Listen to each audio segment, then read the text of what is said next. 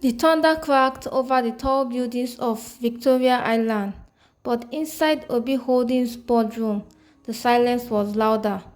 Derek Obi, 28 years old, tall, dark-skinned, with sharp eyes and quiet strength, sat at the end of the long glass table. Around him sat men in suits, his uncles, cousins, senior executives. They were arguing over numbers, deals, profits. He stared out the wide window at the rain, feeling a deep emptiness inside.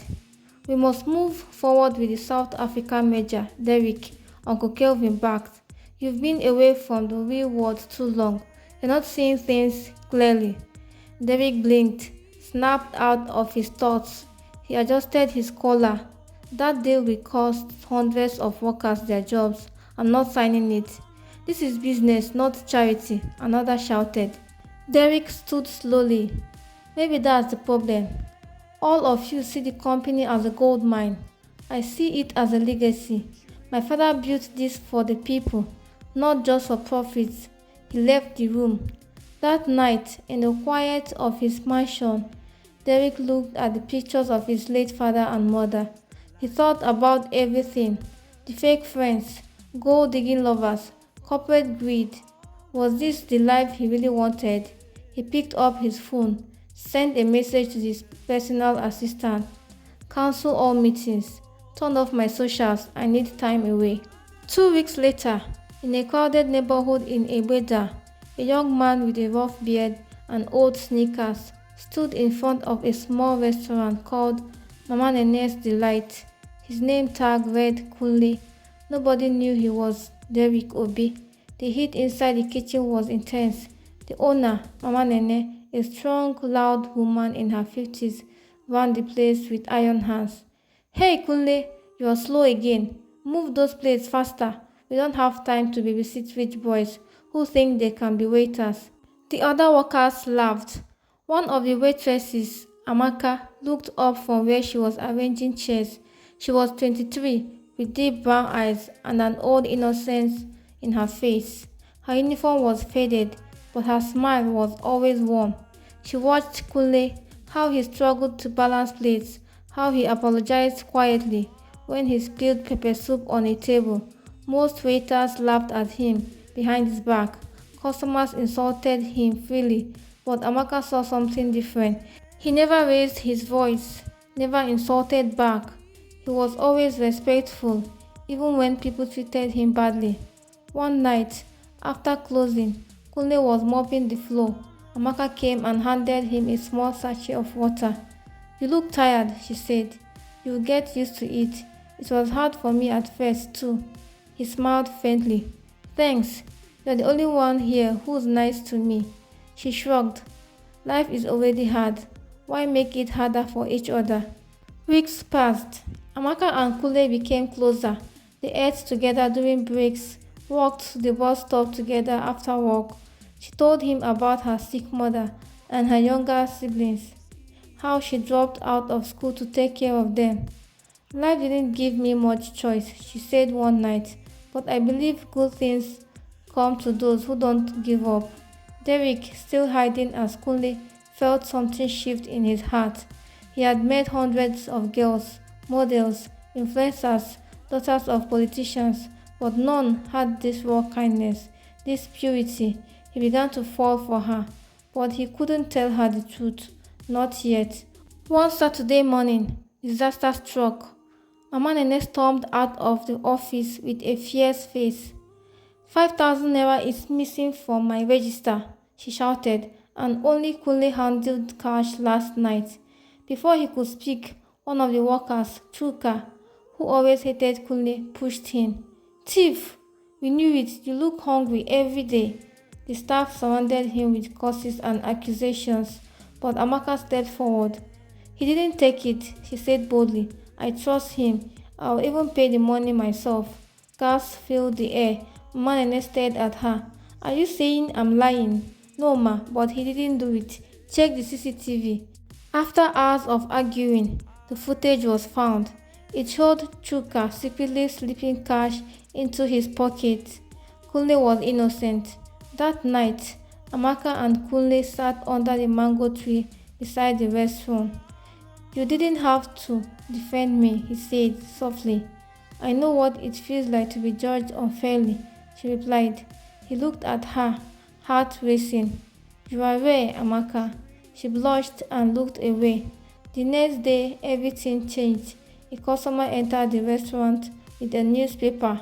On the front page was a clear photo of Derek Obi.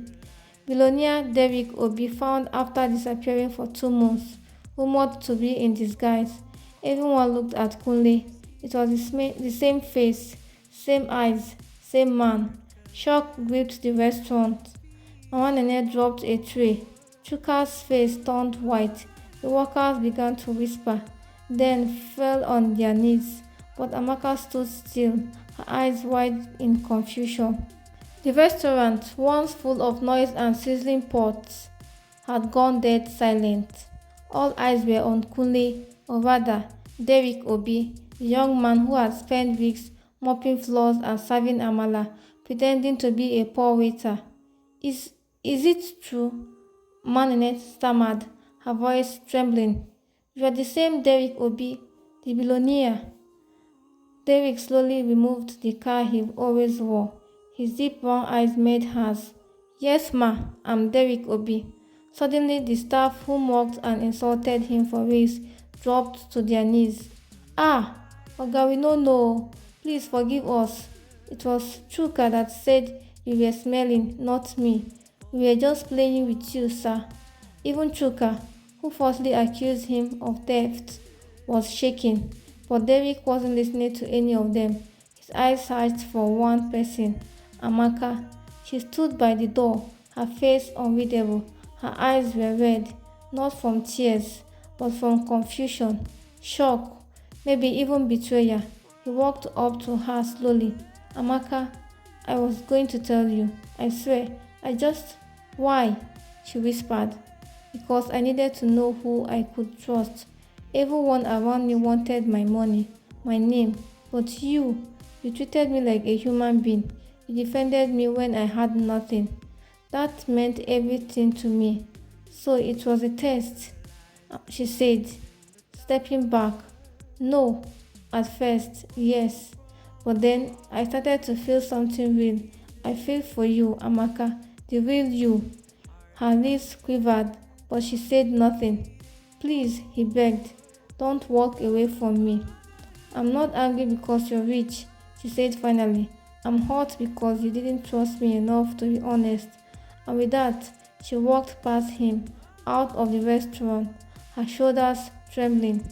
That night, Derek sat alone in his flat, now surrounded by his security team, who had come to fetch him. Phones were ringing. His uncle had called. The press wanted interviews. His assistant was shouting about public image, but Derek said just one thing. Find out where Amaka lives. Amaka's family compound was a small face-me-I-face-you building with clotheslines stretching across the yard. Derek arrived in a single car. No convoy, no flashy clothes. He wore a simple white shirt and black jeans. He carried a nylon bag of groceries in one hand and flowers in the other. Children ran and pointed. Mommy, big man there for outside. Amaka's mother came out first. She was thin, frail, and had a cough that never went away. Good morning, ma, Derek greeted, bowing slightly. I came to see Amaka, please. Mama Ifoma studied him. Her eyes were sharp. You're the one who lied to my daughter. Yes, ma, and I regret it deeply. I only wanted to be seen for who I am, not for what I have. She sighed. Amaka no dey ready to talk to anybody this morning. But if you love her, you go wait. So he waited for 5 hours under the hot sun. The neighbors whispered, peeking through windows. A billionaire sitting on a wooden bench, sweating in silence. Eventually, Amaka stepped out. She looked tired, eyes puffy, but beautiful. You didn't have to come, she said. Yes, I did, he replied gently, because I've never been more sure of anything in my life. Derek, I love you, Amaka, not just for what you did for me, but for who you are. You've shown me what kindness, dignity, and true strength look like. I don't want to go back to my world without you in it. She stood silent for a long time. Then finally, she sat beside him on the bench. They didn't speak for several minutes until she whispered, "You have to earn my trust again." He nodded. "Then I'll start today. I'll come every day if I have to." She looked at him, a faint smile on her lips. "I'm not used to rich men begging." "I'm not a rich man today," he replied. "I'm just a man who loves you." Later that evening, Derek went back to his mansion, but something had changed. He wasn't restless anymore. He had a mission now, not just with the company, but with Amaka. He instructed his team to start a foundation in her name, the Amaka Project, which would provide scholarship for young girls in the poorest neighborhoods. Meanwhile, Amaka returned to work at the restaurant, refusing to quit despite the drama. She told Mama Nene she wouldn't abandon the place just because the truth was out. But gossip was everywhere. Some of the other girls became jealous. Chuka was fired, but rumors kept flying. Paparazzi began to visit the restaurant secretly, snapping photos, and soon, something even darker was brewing. Someone from Derek's past, a bitter ex-lover named Linda, who once tried to marry into the Obi family for money, saw the headlines. Furious that Derek had chosen a nobody from Mushin, she started plotting. It had been 3 weeks since Derek's secret came out. At that time, Amaka had returned to the restaurant, trying to live as normally as possible, but life had changed. Customers now came not for the food, but to see the billionaire's girlfriend. Some whispered, others took photos. Her peace was gone, but she refused to quit. "I worked here before anyone knew who I was. I won't run now," she told Mama Nene. Meanwhile, Derek, still deeply in love and determined, kept his word. Every evening after his board meetings and charity visits, he came to Mushin with food for Amaka's family, books for her younger siblings, and medicine for her mother. Though she was cautious at first, Amaka's walls slowly began to fall. One afternoon, as the sun settled into a golden glow over the dusty neighborhood, Derek helped Amaka wash clothes in a basin behind her compound. Her neighbors looked on in disbelief. "A billionaire scrubbing clothes? You don't have to do this," Amaka said, laughing. "I want to," he said, eyes on hers. "I want to know every part of your world, because I want you in mine." Amaka was quiet, then said softly, "I'm scared, Derek." "Of what?" "That your world will swallow me, that I'll never fit in." Derek took her hands. "Then I'll change my words to fit you." Linda, Derek's ex-girlfriend, had been watching everything from the shadows. She had once been a socialite, used to popping champagne with Lagos elites. She had wanted to marry Derek for his money and status, but he had seen through her shallow charm. Now, seeing him choose a girl from Mushin, her rage boiled over. She went to the press with a fake story, accusing Amaka of trapping Derek with pregnancy and calling her a gold digger playing poor. Within hours, social media exploded. Bloggers posted her photos with cruel captions. "From waitress to wife, real or scam?" "Billionaire's girlfriend exposed." Amaka cried for the first time in days. "I didn't ask for any of this," she sobbed into her mother's lap. "I just wanted a normal life." Derek rushed to her house that evening. He didn't knock. He entered and held her tightly.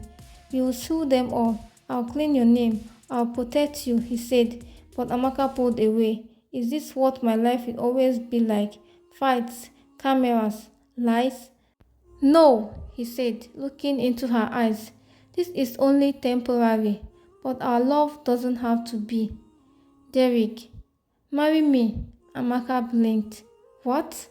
"Marry me, not because of the headlines, not to prove anything, but because I've seen the worst days with you, and I'll still want forever." She looked at him for a long moment, then whispered, "Yes." 1 month later, the wedding occurred. It wasn't the wedding society expected. No diamond-studded gowns, no rented celebrities. It was simple, beautiful, and heartfelt. They got married in a small church in Yaba, surrounded by those who truly loved them. David's mother's old friends, Amaka's street neighbors, former co-workers from the restaurant. Amaka wore a simple cream gown sewn by her friend. David wore a fitted awada with a small brooch on the chest. For the girl who saw me before the world did, the crowd cheered. Cameras flashed.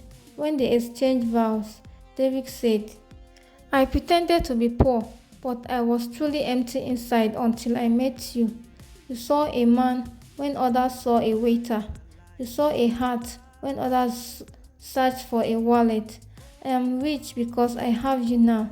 Amaka, in tears, replied, I didn't fall in love with your name. I fell in love with your soul, and I'll choose that soul 1,000 times. 1 year later, they moved to their Banana Island mansion, which was grand but simple, filled with art from local artists, flowers Amaka planted herself, and laughter from her younger siblings who now lived with them.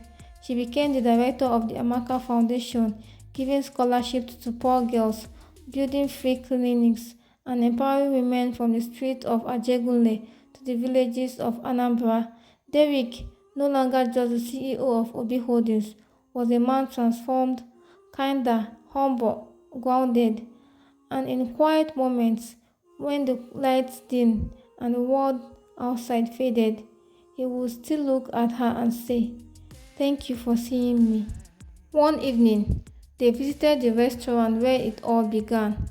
Amanene's Delight, now renovated and modern, it bore a new sign, where real love was served first. Derrick smiled and said, This is where I found my greatest treasure. Amaka laughed, teasing, You mean yourself?